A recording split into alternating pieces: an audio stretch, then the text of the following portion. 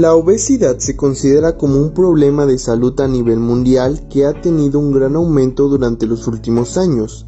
Desde 1975 a la actualidad, casi ha triplicado su incidencia en todo el mundo. De acuerdo con datos registrados en el 2016, se tenían documentados 1.900 millones de casos de obesidad.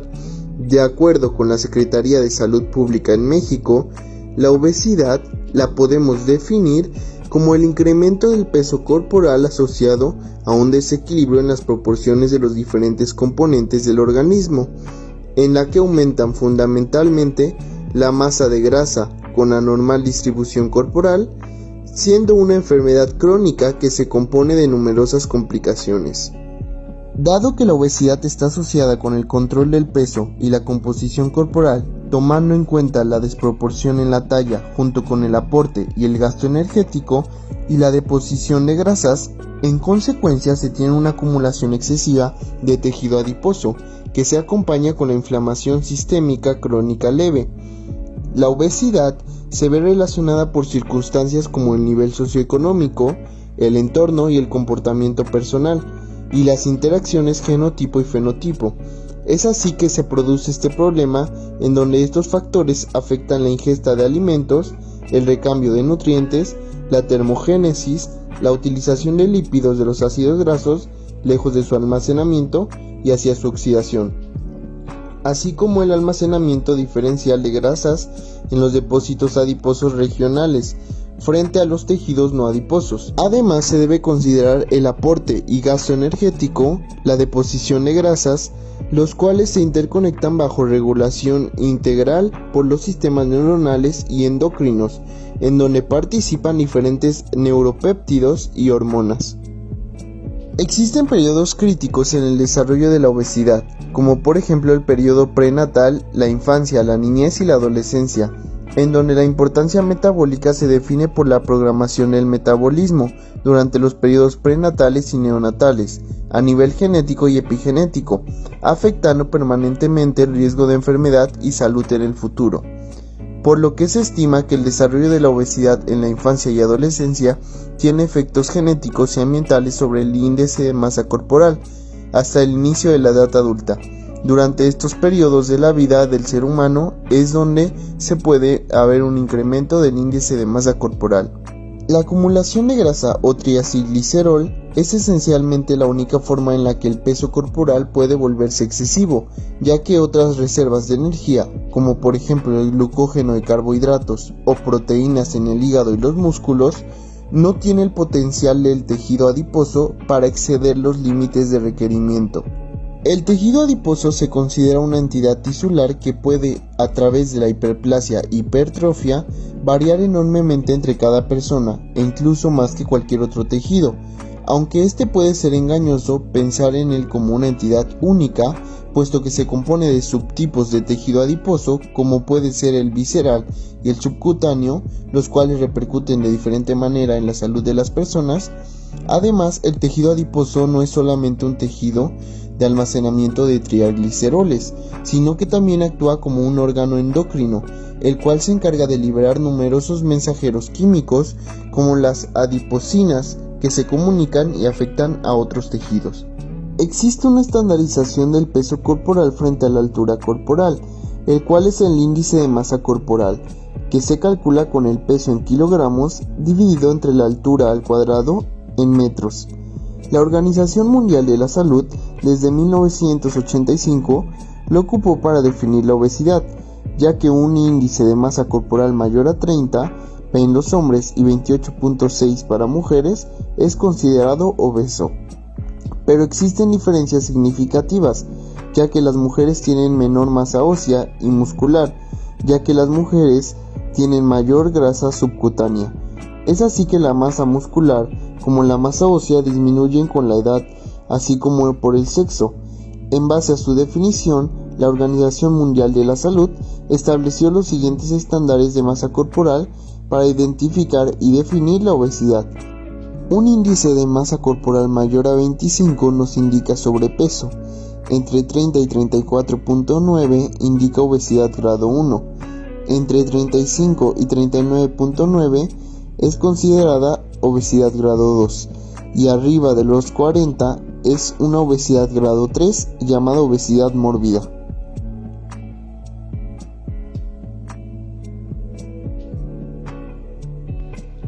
Como ya lo mencionamos anteriormente, el tejido adiposo es un órgano endocrino el cual libera péptidos bioactivos también conocidos como adiposinas, las cuales son fundamentales en las anomalías metabólicas, produciendo problemas en insulina, alteraciones vasculares y el metabolismo de las lipoproteínas, entre otras anomalías.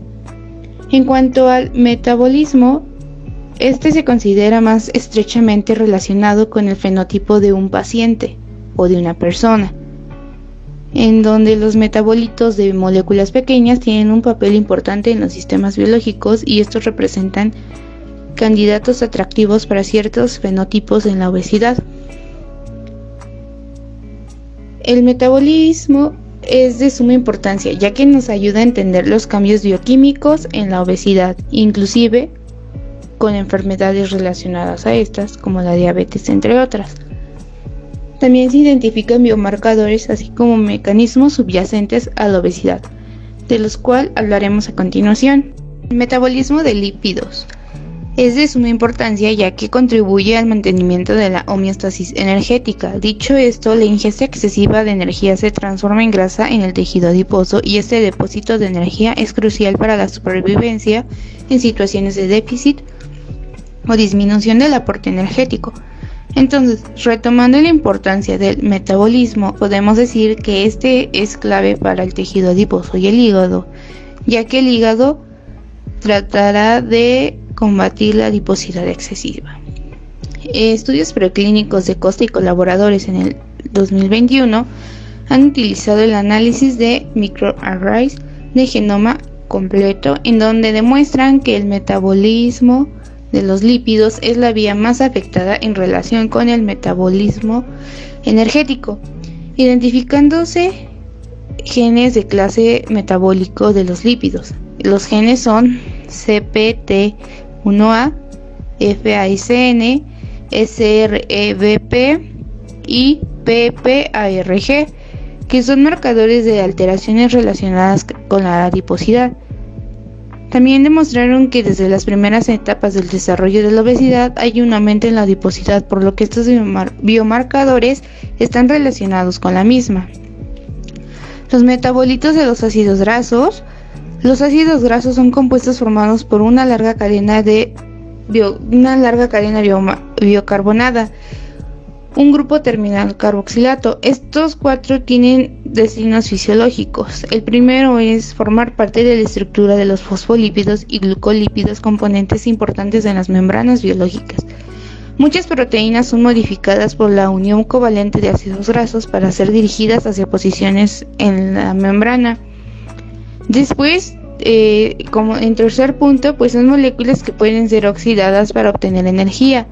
Son almacenadas en forma de triglicéridos, ésteres ácidos grasos con glicerol. Los ácidos grasos son movilizados desde los triglicéridos y oxidados para cubrir las necesidades de la célula o del organismo.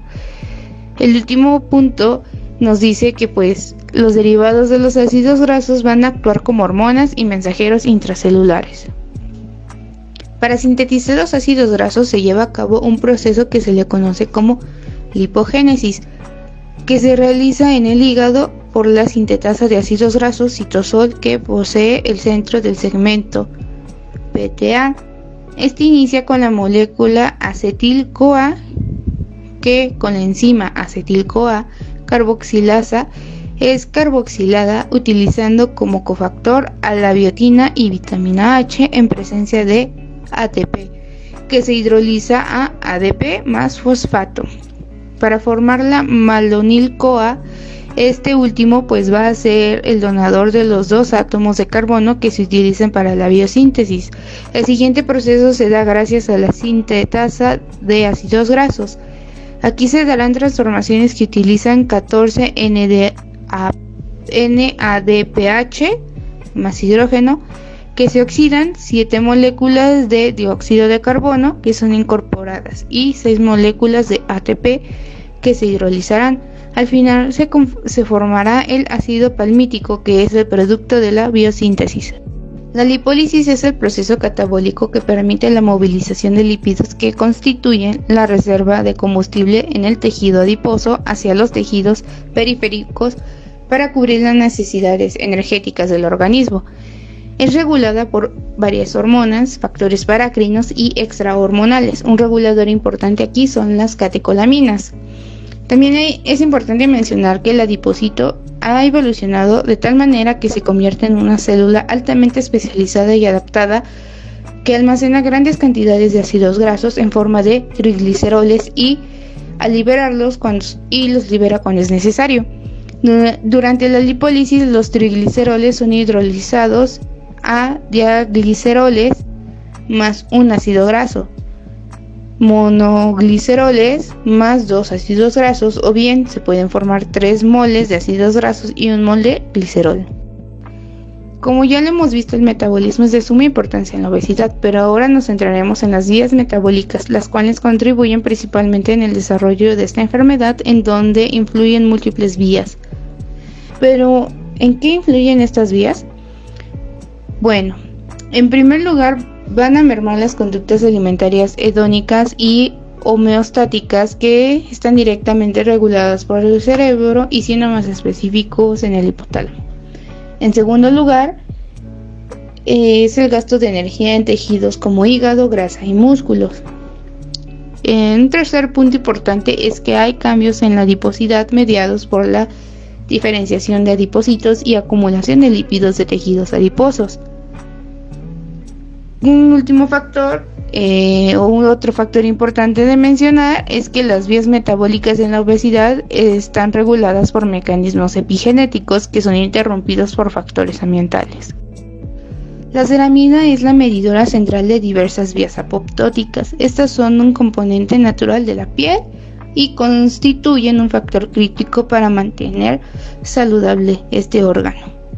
Se sintetizan de forma de glucosilceramidas dentro de los corpúsculos de Ornall, que se encuentran en la zona de diferenciación que existen entre la capa espinosa y el extracto córneo de la piel.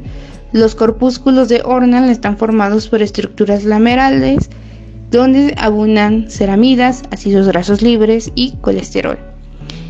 La síntesis de novo va a ser un factor importante aquí, ya que esta va a partir la ceramida para comenzar a hacer la condensación del palmitato y la serina para formar 3-oxodihidroesfingosina.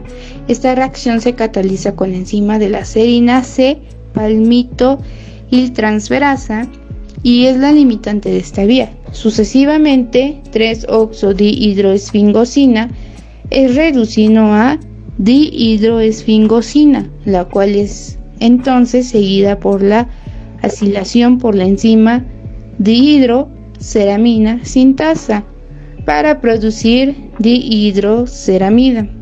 La reacción final para producir ceramida es catalizada por la dihidroceramida desaturasa. Los lisosomas son orgánulos donde se produce la degradación de moléculas que provienen de la vía endocitosis o del interior de la célula a partir de la autofagia. Recientemente, a los lisosomas se les atribuye una función trascendental para la célula como sensores del estado metabólico de la célula. Estos se encuentran con enzimas que se llaman enzimas hidrolíticas, principalmente de la familia captecinas, y se encargan de romper las moléculas grandes en moléculas pequeñas, como los lípidos grandes en ácidos grasos individuales, y cuando los hacen proporcionan al resto de la célula los nutrientes que necesita. Vía de señalización de la leptina. La leptina es una hormona secretada por el gen de la obesidad y es la encargada de mantener una homeostasis lipídica intracelular normal, de la misma forma en que la insulina es requerida para una normal glucorregulación. Esta hormona es secretada principalmente por el tejido adiposo y por otros tejidos como placenta y ovarios, pero en menor concentración. Su principal lugar de acción es en el sistema nervioso central, para controlar el crecimiento del tejido adiposo. Existen investigaciones que demuestran que la administración local de leptina a regiones no hipotalámicas reduce el consumo de alimentos y peso corporal en animales. La leptina, al unirse a su receptor OBR en la membrana celular, induce la fosforilación de una proteína denominada STAT3, que al activarla penetra al núcleo y regula la actividad transcripcional de los genes bajo el control de la leptina. Por lo tanto, la leptina disminuye la actividad de los factores de transcripción lipogénicos, principalmente receptores activados por proliferadores peroxisomales, y en el hepatocito la proteína transportadora del elemento regulador de esteroles. De esta manera, induce una disminución en la expresión de las enzimas lipogénicas acetil-CoA carboxilasas y la sintetasa de ácidos grasos, incrementando la expresión de enzimas clave en la oxidación de los ácidos grasos, como la acil-CoA oxidasa y la carnitin-palmitoyltransferasa, especialmente en el adipocito. Al mismo tiempo, la leptina incrementa la actividad de la AMP quinasa, cuya acción es bloquear la formación de acetil-CoA carboxilasa. Este es el paso clave de su efecto antiesteatóxico. Al bloquear acetil-CoA carboxilasa, bloquea al mismo tiempo la formación de malonil-CoA. Esta enzima es el primer paso cometido para la síntesis de triglicéridos y ácidos grasos. Si la expresión de malonil-CoA es inhibida, se desinhibe a su vez la expresión de la enzima CPT1, provocando de esta manera una adecuada oxidación mitocondrial de ácidos grasos.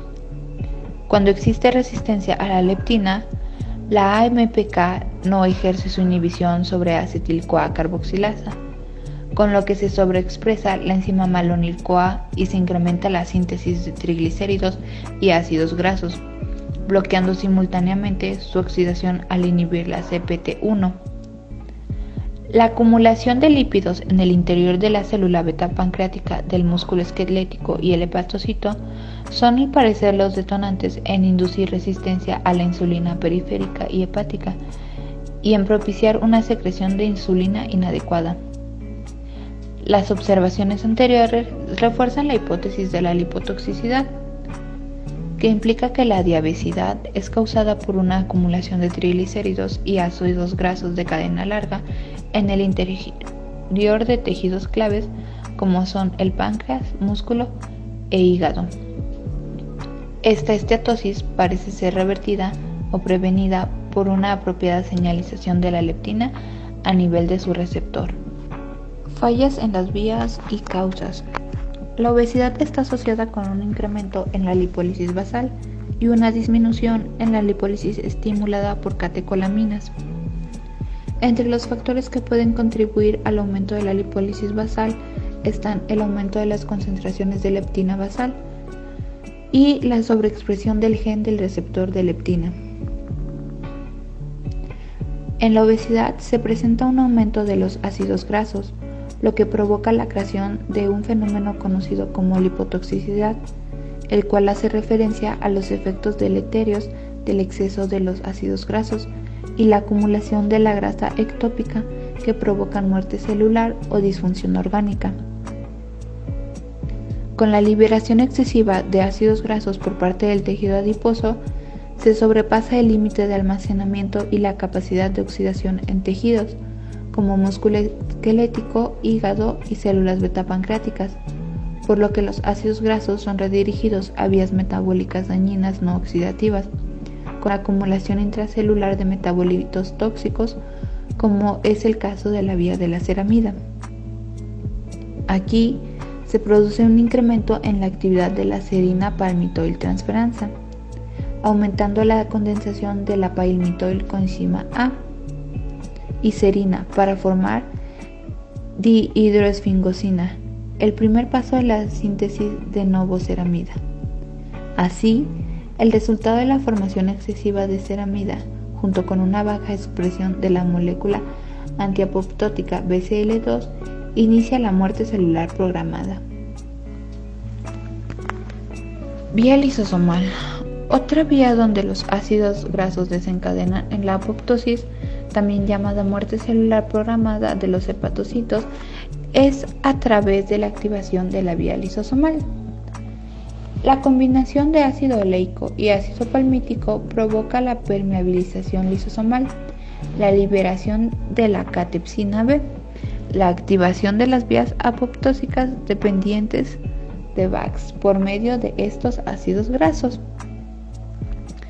Por las sustancias segregadas por las vías anteriores se produce un mecanismo, el cual es el estrés del retículo endoplasmático, el cual produce una respuesta para que la célula sea capaz de sobreponerse al estímulo estresante.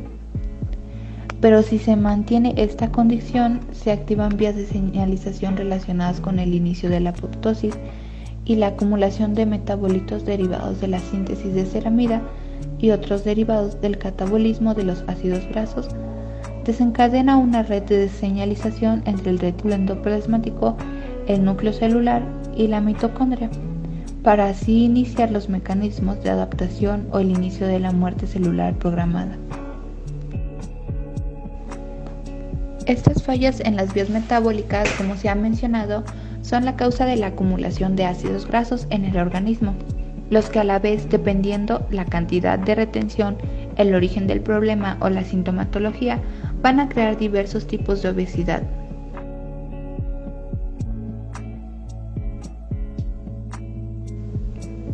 Uno de ellos es la obesidad genética. Aquí, los factores genéticos afectan la ingesta de alimentos, los niveles de hambre, el nivel de actividad o los procesos metabólicos.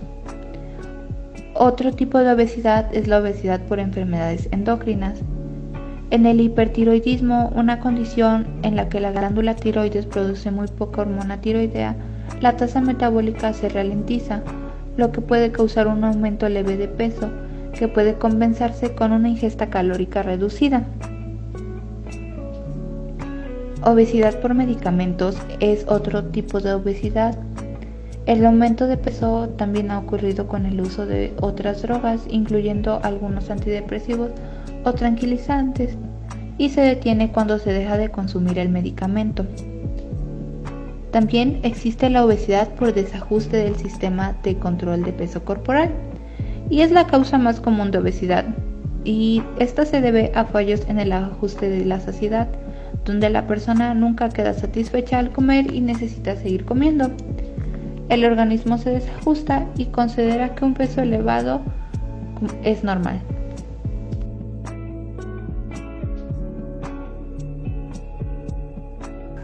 Por cada uno de los tipos de obesidad existen diversos síntomas muy particulares, pero hablando generalmente, la mayoría de ellos coinciden en los siguientes síntomas: una acumulación excesiva de grasa en diversas zonas del cuerpo, principalmente bajo el diafragma y en la pared del tórax.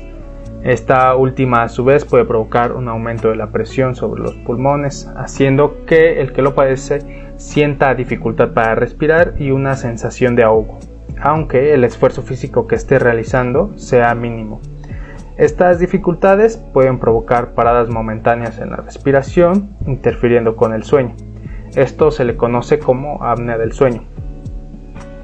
A su vez, el exceso de peso puede generar problemas en articulaciones y problemas ortopédicos, como dolor en la parte inferior de la espalda, la llamada lumbalgia, y se agravan problemas de artrosis, especialmente en las rodillas, en las caderas y en los tobillos. También se presentan trastornos cutáneos, ya que las personas obesas tienen una superficie corporal que en relación con su peso es pequeña, y el calor no se puede eliminar de manera eficiente, por lo que sudan más que las personas que no padecen obesidad. Además, presentan estrías en diversas zonas de la piel, que son vetas rojizas y hundidas, que suelen aparecer por el aumento de peso y la pérdida de elasticidad de la piel. Otras de las sintomatologías habituales es la tumefacción o hinchazón de tobillos y pies por la acumulación de líquido, es decir, un edema. La obesidad, a su vez, provoca que el organismo sea más propenso a sufrir ciertos problemas de salud como diabetes de tipo 2, presión arterial alta, síndrome metabólico, enfermedad cardíaca, accidente cerebrovascular como embolias o ictus, enfermedades de la vesícula, hígado graso y artrosis.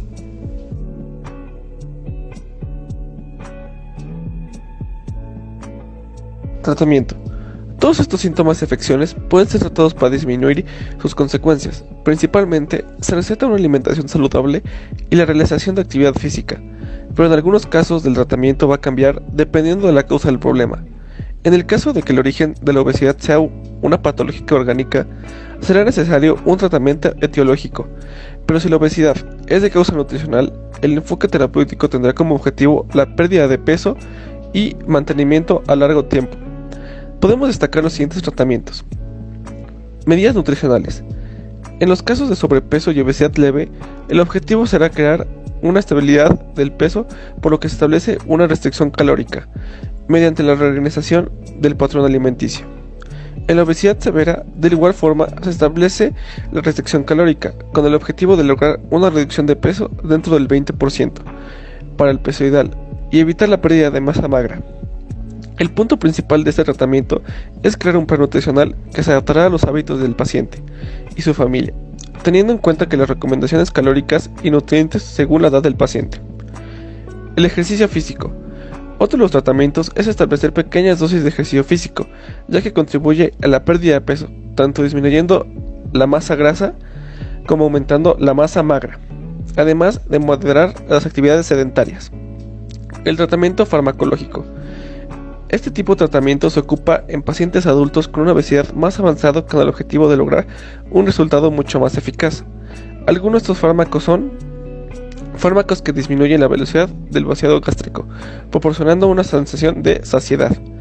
Este es el mecanismo de fibra dietética que se administra entre 15 y 30 gramos al día. Son polisacáridos resistentes a la hidrólisis intestinal, por lo que no se absorben, limitando así la absorción de las grasas. Fármacos que disminuyen la absorción intestinal, como es el caso de la tetrahidrolipostatina, que inhibe la lipasa pancreatina, consiguiendo una reducción de la absorción de grasa de la dieta del intestino. Su absorción es inferior al 1%, por lo que está desprovisto de acción sistemática. Fármacos que disminuyen la ingesta. La mayoría de estos fármacos, al ser derivados de anfetamínicos y crear adicción o efectos cardíacos, han sido retirados y no son muy recomendados. El único fármaco en este grupo disponible dentro de este grupo es la sibutramina, que es un inhibidor de la recaptación de la serotonina y de la noradrenalina, que disminuye el apetito y produce una sensación de saciedad. Cirugía bariátrica. Este es un procedimiento que solo se da en pacientes con obesidad mórbida. Se realiza cuando la dieta y el ejercicio no han funcionado o cuando se tienen problemas graves de salud debido al peso. Algunos procedimientos limitan la cantidad que puede comer, otros procedimientos que funcionan reduciendo la capacidad del cuerpo para absorber nutrientes. Otros procedimientos hacen ambas cosas. Entre los problemas que se toman en cuenta para hacer el procedimiento se encuentran las enfermedades cardíacas y accidentes cerebrovasculares, la presión arterial alta, enfermedad del hígado graso o ENA, o apnea del sueño y diabetes tipo 2.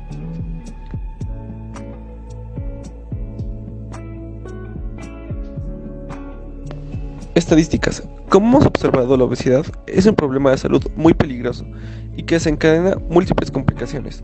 Lamentablemente, está aumentando sus cifras de pacientes en los últimos años, principalmente en nuestro país. De acuerdo con la Encuesta Nacional de Salud y Nutrición en el 2016, en México 7 de cada 10 adultos tienen sobrepeso u obesidad, y 3 de cada 10 niños entre 5 y 11 años también padecen. Estas cifras han logrado que México se posicione en el puesto número 2 a nivel mundial, con el 32.4% de la población adulta con obesidad y que ocupa el primer lugar con obesidad infantil. Datos de la Encuesta Nacional de Salud y Nutrición del 2018 indican que el sobrepeso en la población de 5 a 11 años no muestra diferencia por sexo y existe un 18% de sobrepeso, y se incrementa conforme aumenta la edad, 21% en los hombres de 12 a 19 años y 27% en las mujeres de la misma edad. Estos presentan sobrepeso. En la población de 20 años o más, los hombres presentan un 42% y reportan una prevalencia más alta que las mujeres con un 37%. En el grupo de las mujeres de 20 a 29 años, la prevalencia de obesidad es del 26% y aumenta a un 46%.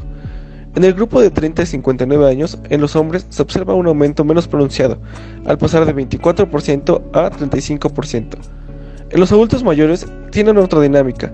Las mujeres presentan una prevalencia de obesidad más alta con el 40%, con respecto a los hombres. La diferencia es de 14 puntos porcentuales. La obesidad en el ámbito internacional presenta registros desde 1980, pero lo alarmante de esta situación es que según la OMS, el nivel de obesidad ha incrementado casi el doble en estos años y sigue en aumento cada año. Según estadísticas de la OMS, casi el 39% de los adultos a nivel mundial tenían sobrepeso, lo que en el 2014 era aproximadamente 1.900 millones de adultos. Pero no solamente los adultos, sino que también los niños menores de 5 años padecen de obesidad, una cantidad de 42 millones aproximadamente. Y este número va en aumento. Estudios han revelado que los países que más padecen de este tipo de problemas son países en desarrollo con un ingreso medio-bajo, en especial en zonas urbanas. La obesidad en el mundo es el principio de muchos problemas, los mismos que se pudieran evitar si se controlara este trastorno. Es por esto que debemos buscar la forma de solucionarlo, estableciendo hábitos alimenticios mucho más sanos, creando una cultura de la nutrición sin abandonar nuestra cultura gastronómica. México cuenta con dietas tradicionales que mantuvieron a la sociedad con muy buena salud durante mucho tiempo, como es el caso de la dieta de la milpa, la cual es un régimen alimenticio que se considera nutritivo y saludable, debido a que promueve un balance de los nutrientes que se necesita el cuerpo humano para un correcto funcionamiento, ya que prioriza el consumo de vegetales y reduce la ingesta de carnes rojas, grasas saturadas y azúcares o aditivos químicos. México es un país con gran diversidad de productos y alimentos accesibles y somos privilegiados de contar también con una gran diversidad culinaria de origen mestizo, que ha desarrollado una cocina muy variada y rica. Ha llegado el momento de volver a nuestros orígenes y dejar a un lado el consumo excesivo de grasas saturadas que han llevado a nuestra sociedad al borde de una crisis sanitaria. Así que, haz el cambio hoy, por una mejor salud y una mejor calidad de vida. Si quieres saber más sobre la dieta de la milpa o conocer tu índice de masa corporal, escanea alguno de los dos códigos.